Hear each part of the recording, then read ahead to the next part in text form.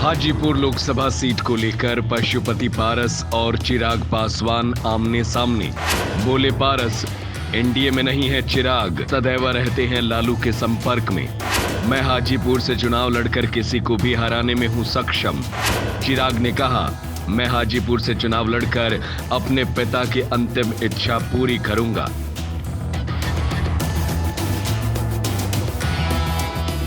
रालोजपा के राष्ट्रीय अध्यक्ष व केंद्रीय मंत्री पशुपति कुमार पारस ने अपने भतीजे और लोजपा रामविलास के राष्ट्रीय अध्यक्ष चिराग पासवान को लेकर कहा कि वे एनडीए में नहीं हैं। वहीं जहां तक हाजीपुर लोकसभा सीट से चुनाव लड़ने की बात है, तो मैं हाजीपुर से लड़ूंगा और किसी को भी हराने में सक्षम हूं। चिराग दो नाव की सवारी कर रहे हैं।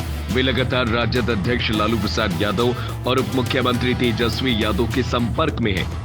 श्री पारस लोजपा एवं दलित सेना के संस्थापक स्व रामविलास पासवान की 77वीं जयंती पर आयोजित कार्यक्रम के उद्घाटन के बाद पत्रकारों से रूबरू हुए।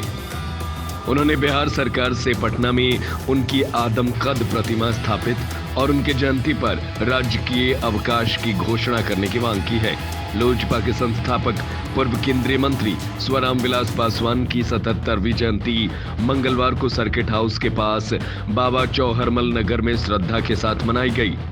उनकी आदमकद प्रतिमा पर उनके पुत्र चिराग पासवान, पत्नी रीना पासवान, बेटे के अलावा पार्टी नेता व कार्यकर्ताओं ने पुष्प अर्पित कर श्रद्धांजलि अर्पित की।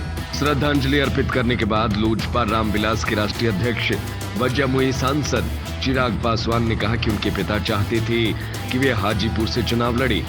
हाजीपुर उनके पिता के लिए सब कुछ रहा, इसलिए हाजीपुर को छोड़ ही नहीं सकता। चिराग पासवान ने कहा कि हाजीपुर लोकसभा सीट से चुनाव लड़ने का फैसला लिया है। चिराग रामविलास का बेटा है, वो किसी से डरेगा नहीं।